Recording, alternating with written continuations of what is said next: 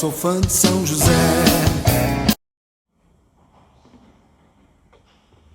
Querido paroquiano, querida paroquiana, querida família de Deus, reunidos em torno do altar do Senhor, todos nós formamos com o próprio Senhor a sua nova família. A nova família constituída de irmãos todos, filhos do mesmo Pai, alimentados então por Ele, alimentados na esperança e na certeza da salvação. Olhando um pouco para esse tempo que estamos vivendo, estava pensando por esses dias, conversando com o Padre Alexandre, com alguns paroquianos, o pessoal da equipe da liturgia, uma comparação que a gente pode fazer, até bem fecunda, bem oportuna, daquilo que o nosso país vive com a pandemia, igualmente a situação vivida por tantos outros países, que foram também igualmente atingidos, para a gente pensar um pouco. O mistério que celebramos, estando longe ou perto, não diminui em nada a sua intensidade, não diminui em nós a chama da fé, nem tampouco a chama da esperança. Vamos pensar com um acidente que aconteceu no Chile, numa mina em que vários mineiros ficaram soterrados numa profundidade de 600 metros, com alguma ventilação, mas sem comunicação. Os familiares todos rezando, esperando, montaram acampamento para o lado de fora da usina, da mina. O mundo todo voltou a atenção para lá. Olha, não faltou esperança no coração de tanta gente, e que beleza o desfecho, não?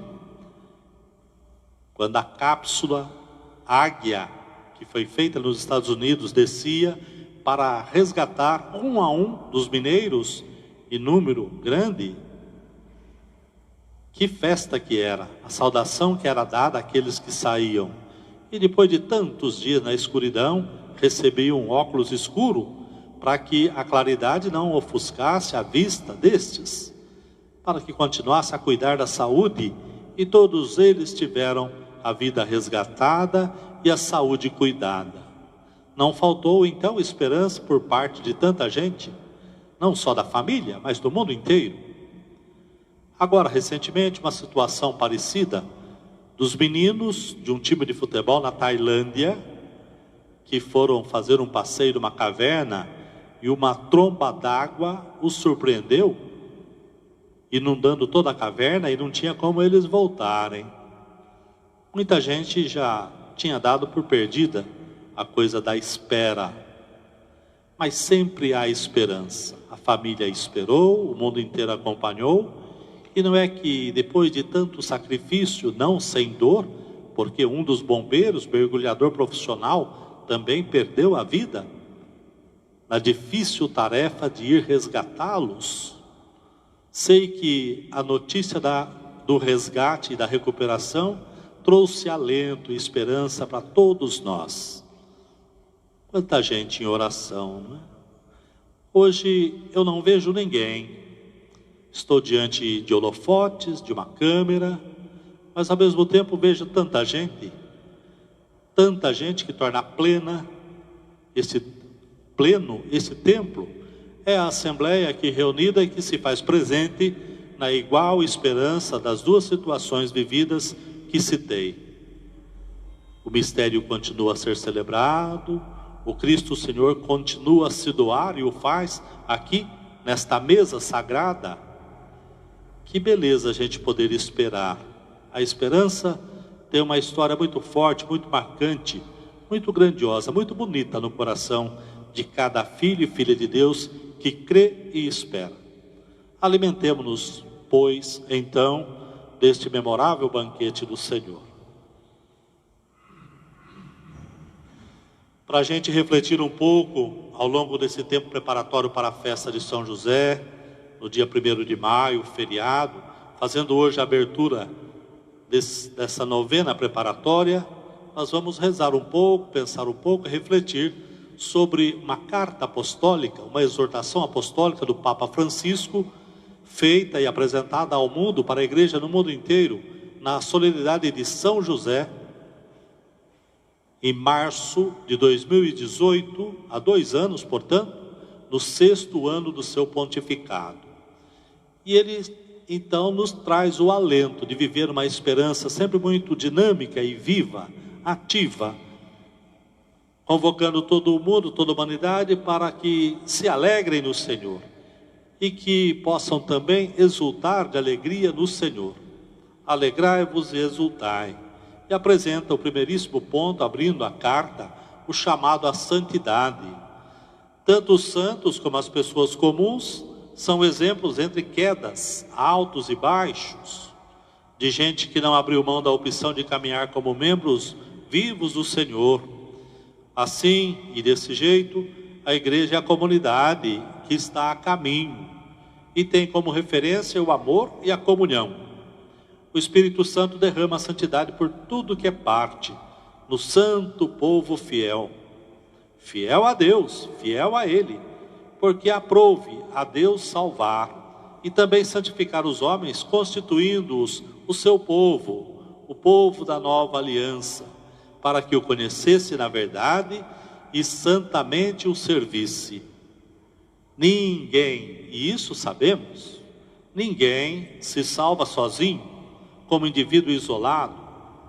É Deus quem nos atrai, tendo em conta as relações interpessoais que se estabelecem na comunidade humana.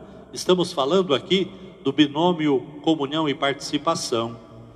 A salvação preparada por Deus chega para todos nós, para os pais que criam seus filhos com amor, nos homens e mulheres que trabalham para levar o pão para casa, nos enfermos, nos consagrados, nos idosos que continuam a sorrir.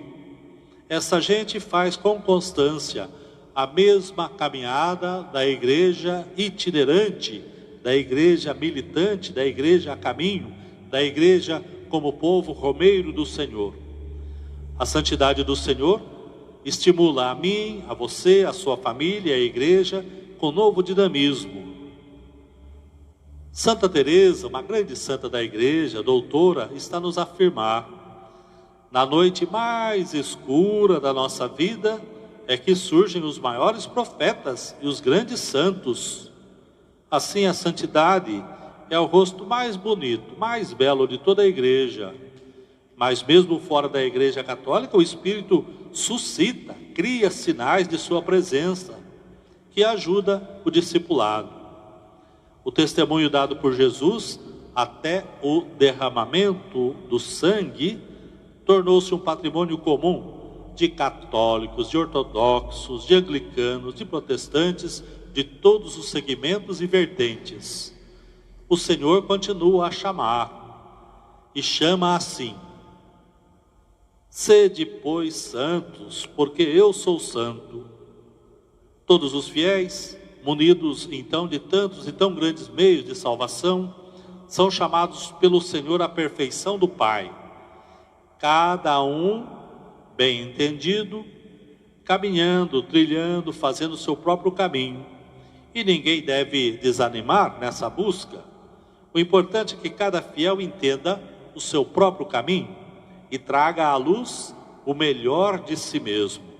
Aquilo que o Senhor colocou nele de muito pessoal, de muito especial, diretamente, às claras. Antes de te formar no seio da tua mãe, eu já te conhecia. Antes de saíres do ventre, eu já te consagrava. Devemos deixar então que a graça do nosso batismo frutifique em um caminho de santidade e que tudo esteja muito aberto para Deus.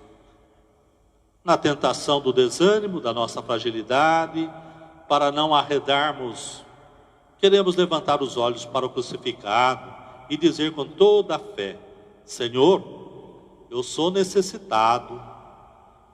Faça, pois, um milagre em mim, Senhor, para me tornar ainda melhor. Deve ser a nossa oração de todos os dias. Deus que tudo vê, Deus que tudo provê, proverá. sua misericórdia nunca faltará. É próprio, então, da santidade crescer com pequenos gestos. No entanto, na vida surgem os desafios.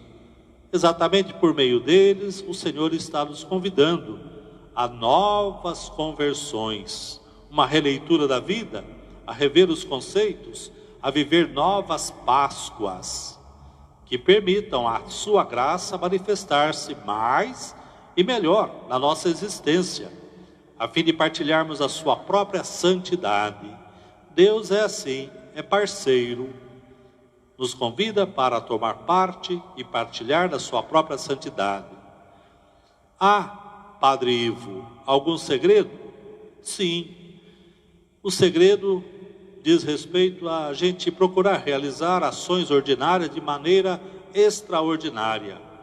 Como bons administradores da multiforme graça de Deus, Cristo então partilha conosco a sua própria vida ressuscitada, nos tornando aptos, fortes, novas criaturas, recapitulando-nos.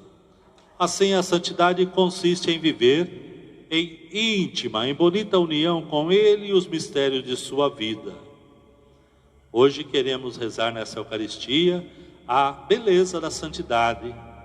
A santidade provoca, a santidade produz em todos nós, em liberdade, o feliz encontro da nossa fraqueza, da nossa fragilidade, com a força e a graça de Deus. Com isso podemos afirmar, sem nenhum tipo de hesitação, que na vida existe apenas uma única e grande tristeza, a tristeza de não sermos santos. Pedindo que o Espírito do Senhor faça de nós, opere em nós o milagre de viver a constante Páscoa, numa vida santa e voltada para os irmãos e para Deus.